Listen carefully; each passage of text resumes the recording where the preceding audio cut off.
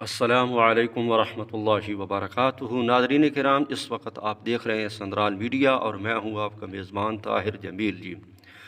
تو ناظرین کرام، آج آپ سنیں گے سورہ یاسین کی تلاوت، لیکن تلاوت شروع کرنے سے پہلے چند ایک فضائل سن لیں اس صورت کے، تاکہ اس صورت کی اہمیت واضح ہو جائے جی۔ میرے محبوب مدنی صلی اللہ علیہ وسلم کا فرمان ہے کہ جو شخص سورہ یاسین کی تلاوت دن کے شروع میں کر لیتا ہے تو رب تعالیٰ سارے دن کی ضروریات کو اپنے فضل سے پورا فرماتے ہیں۔ اللہ تعالیٰ ہم سب کو اس کی تلاوت نصیب فرمائے۔ ایک روایت میں وارد ہوا ہے کہ ہر چیز کے لیے ایک دل ہوا کرتا ہے، ہر چیز کے لیے ایک دل ہوا کرتا ہے، قرآن شریف کا دل سورہ یاسین ہے۔ جو شخص سورہ یاسین پڑھتا ہے، حق تعالی شانو اس کے لیے 10 قرآنوں کا ثواب لکھتا ہے۔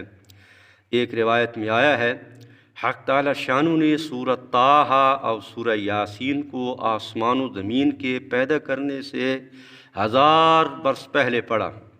جب فرشتوں نے سنا تو کہنے لگے، خوشحالی ہے اس امت کے لیے جن پر یہ قرآن اتارا جائے گا، اور خوشحالی ہے ان دلوں کے لیے جو اس کو اٹھائیں گے، یعنی کہ یاد کریں گے، اور خوشحالی ہے ان زبانوں کے لیے جو اس کو تلاوت کریں گی۔ ایک حدیث میں ہے کہ جو شخص سورہ یاسین کو صرف اللہ کی رضا کے واسطے پڑھے، اس کے پہلے سب گناہ معاف ہو جاتے ہیں۔ پس اس سورت کو اپنے مرنے والوں پر پڑھا کرو۔ ایک روایت میں ہے، سورہ یاسین کا نام تورات میں منعمہ ہے کہ اپنے پڑھنے والے کے لیے دنیا آخرت کی بھلائیوں پر مشتمل ہے، اور یہ دنیا آخرت کی مصیبت کو دور کرتی ہے اور آخرت کی ہول کو دور کرتی ہے۔ اس سورت کا نام رافعہ خافضہ بھی ہے، یعنی مومنوں کے رتبے بلند کرنے والی اور کافروں کو پست کرنے والی۔ ایک روایت میں ہے، حضور اکرم صلی اللہ علیہ وسلم نے ارشاد فرمایا کہ میرا دل چاہتا ہے کہ سورہ یاسین میرے ہر امتی کے دل میں ہو۔ ایک روایت میں ہے کہ جس نے سورہ یاسین کو ہر رات میں پڑھا پھر وہ فوت ہو گیا تو شہید مرا۔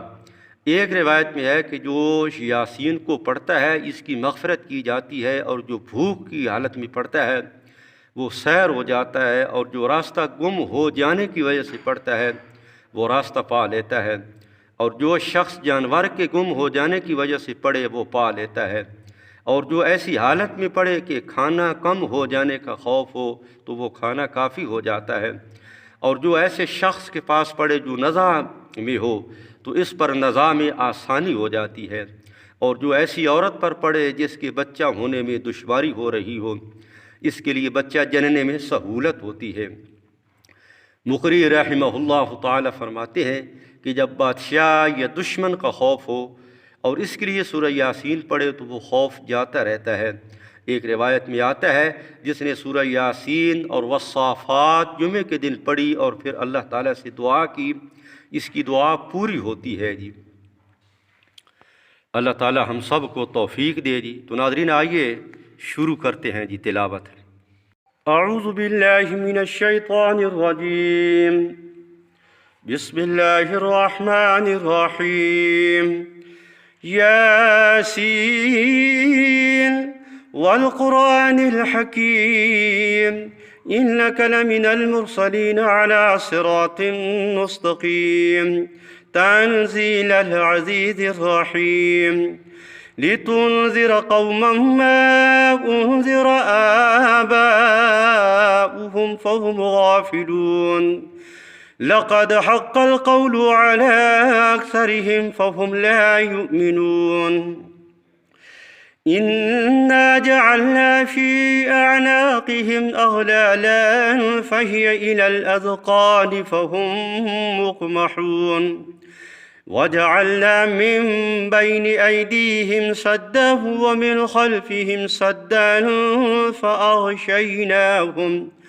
فأغشيناهم فهم لا يبصرون وسواء عليهم أأنذرتهم أم لم تنذرهم لا يؤمنون إنما تنذر من اتبع الذكر وخشي الرحمن بالغيب فبشره بمغفرة وأجر كريم إنا نحن نحيي الموتى ونكتب ما قدموا وآثارهم وكل شيء أحصيناه في إمام مبين.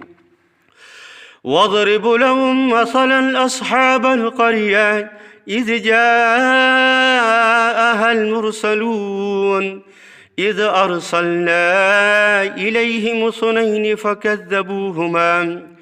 فكذبوهما فعززنا بثالث فقالوا إنا إليكم مرسلون. قالوا ما أنتم إلا بشر مثلنا وما أنزل الرحمن من شيء إن أنتم إلا تكذبون. قالوا ربنا يعلم إنا إليكم لمرسلون وما علينا إلا البلاغ المبين. قالوا إنا تطيرنا بكم لئن لم تنتهوا لنرجمنكم وليمسنكم منا عذاب أليم. قالوا طائركم معكم أئن ذكرتم بل أنتم قوم مسرفون.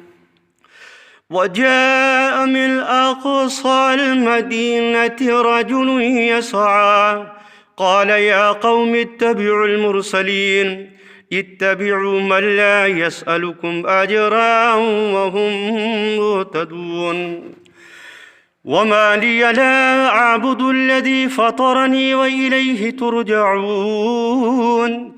أأتخذ من دونه آلهة إن يردني الرحمن بضر لا تغني عني شفاعتهم شيئا ولا ينقذون. إني إذا لفي ضلال مبين. إني آمنت بربكم فاسمعون. قيل ادخل الجنة. قال يا ليت قومي يعلمون بما غفر لي ربي وجعلني من المكرمين. وما أنزلنا على قومه من بعده من جند من السماء وما كنا منزلين. إن كانت إلا صيحة واحدة فإذا هم خامدون. يا حسرة على العباد ما يأتيهم من رسول إلا كانوا به يستهزئون. ألم يروا كم أهلكنا قبلهم من القرون أنهم إليهم لا يرجعون.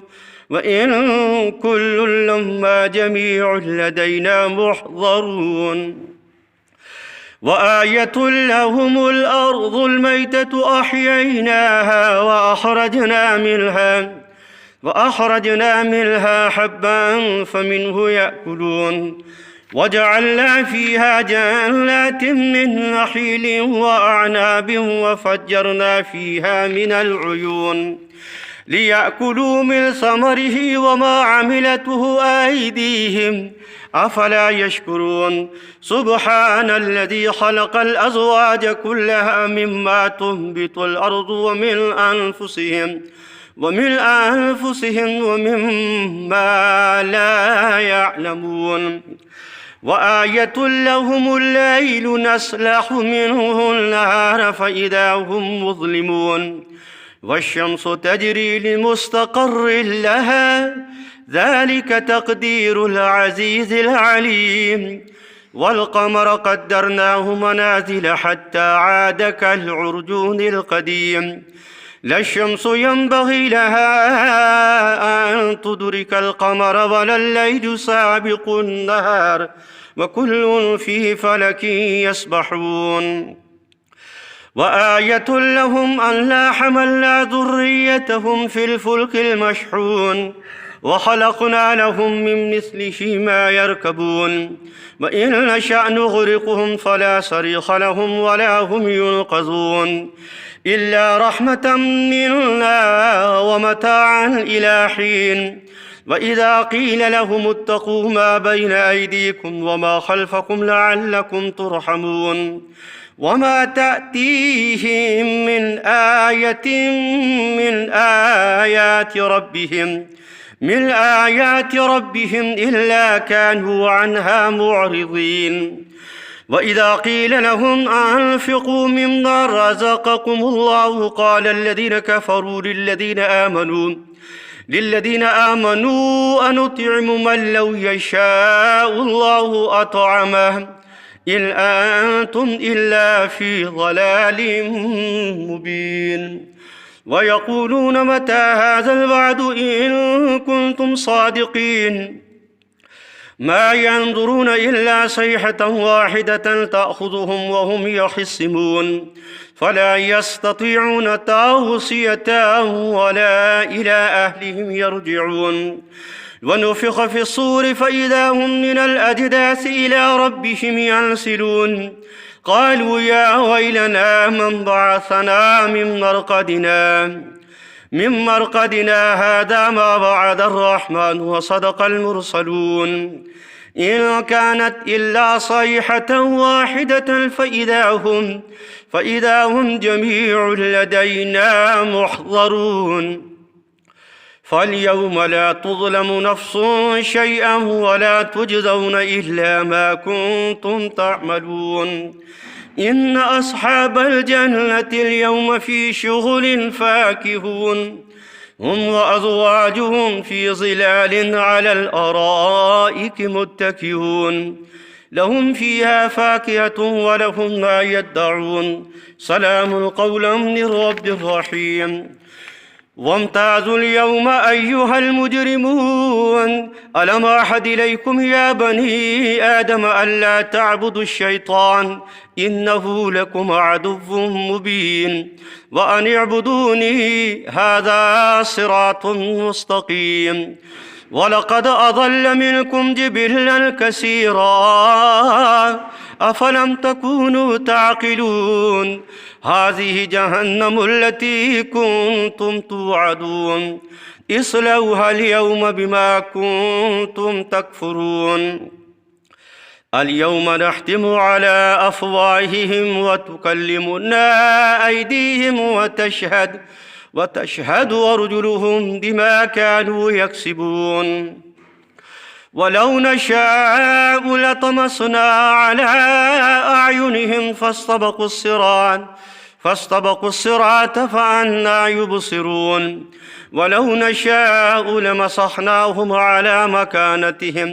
على مكانتهم فما استطاعوا مزجيا ولا يرجعون ومن نعمره ننكسه في الخلق أفلا يعقلون وما علمناه الشعر وما ينبغي له إن هو إلا ذكر وقرآن مبين لينذر من كان حيا ويحق القول على الكافرين أولم يروا أنا خلقنا لهم مما عملت أيدينا أنعاما فهم لها مالكون وظللناها لهم فمنها ركوبهم ومنها يأكلون ولهم فيها منافع ومشارب أفلا يشكرون واتخذوا من دون الله آلهة لعلهم ينصرون لا يستطيعون نصرهم وهم لهم جند محضرون فلا يحزنك قولهم إنا نعلم ما يسرون وما يعلنون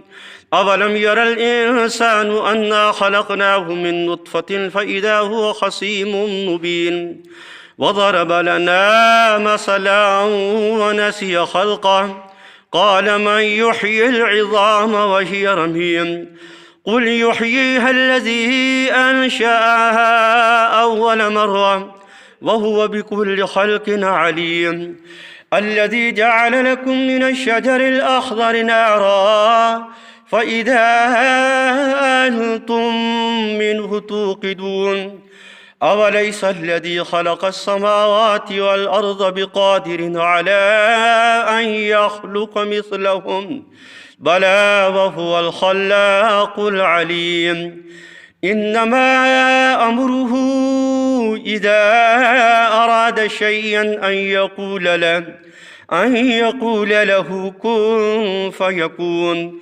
فسبحان الذي بيده ملكوت كل شيء وإليه ترجعون آمنت بالله صدق الله العظيم اللهم صل على النبي الأمي الكريم